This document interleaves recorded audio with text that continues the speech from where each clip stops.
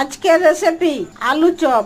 আলু চপ বানার জন্য এই যে আলুকে সিদ্ধ করে আর মাখিয়ে নিয়েছি।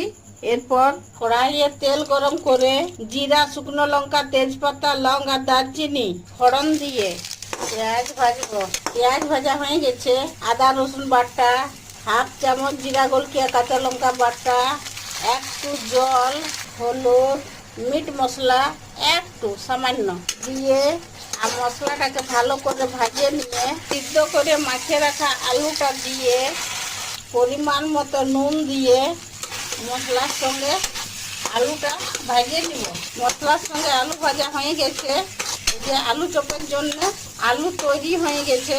এরপরে নাভাই আর ঠান্ডা করে এরপর বেসনের ঘোল বানাই নেব।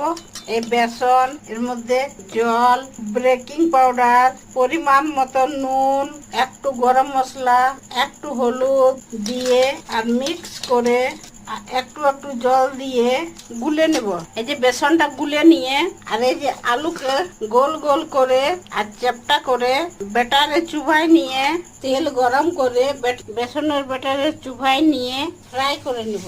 এই যে একদিকে হয়ে গেছে, পাল্টি করে দিচ্ছি। যে দুদিকেই হয়ে গেছে, এরপরে তুলে নেব। এইভাবে বাকিগুলা বানাই নেব। আলু চপ বনে রেডি। খেয়ে দেখছি, খেতে দারুণ হয়েছে।